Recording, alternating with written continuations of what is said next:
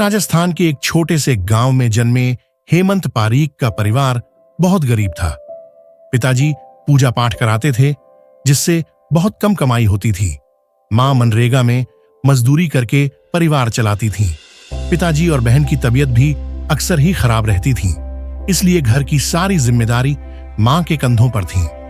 परिवार की इन्हीं मुश्किलों के बीच हेमंत हरियाणा चले गए। हरियाणा में भी मां दिन में मनरेगा में काम और शाम को खेतों में मजदूरी का काम किया, जिससे किसी तरह मुश्किल से घर चल पाता। गरीबी के बीच एक घटना ने हेमंत को उनके जीवन के उद्देश्य का एहसास कराया। एक बार एक ठेकेदार ने हेमंत की मां के 220 रुपये नहीं दिए। हेमंत ने जब ठेकेदार से पैसे मांगे तो उसने मजाक उड़ाते हुए कहा, क्या तुम कलेक्टर हो?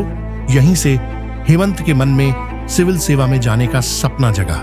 कॉलेज के सीनियर्स हेमंत से मजाक करते हुए कहते, तुम तो आईएएस बनोगे। ये बात भी हेमंत के लिए प्रेरणा बनी और उन्होंने इसे चैलेंज की तरह लेते हुए बात को सच साबित कर दिखाया। हेमंत के पास न तो पैसे थे और न ही अच्छी पढ़ाई। 10वीं कक्षा तक उन्हें अंग्रेजी बिल्कुल नहीं आती थी। उनके टीचर ने उन्हें अंग्रेजी पास करने के लिए बहुत प्रेरित किया।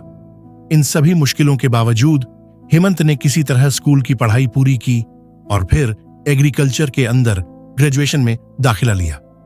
हेमंत को स्कॉलरशिप मिलने की उम्मीद थी, लेकिन वह भी बंद हो गई।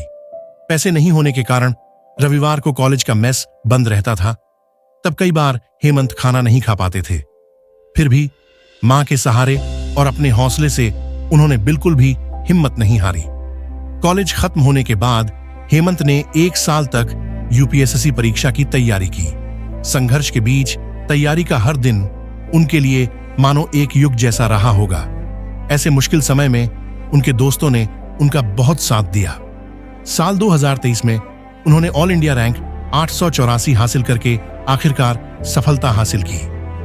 हेमंत की कहानी बताती है कि अगर मन में पक्का इरादा हो तो कोई भी मुश्किल लक्ष्य पाने से नहीं रोक सकती। उनकी मां का संघर्ष और समर्पण भी प्रेरणा का उदाहरण है। गरीबी, शारीरिक चुनौतियां और पढ़ाई में कमजोरी, इन सब के बावजूद हेमंत ने अपने सपनों को साकार कर दिखाया।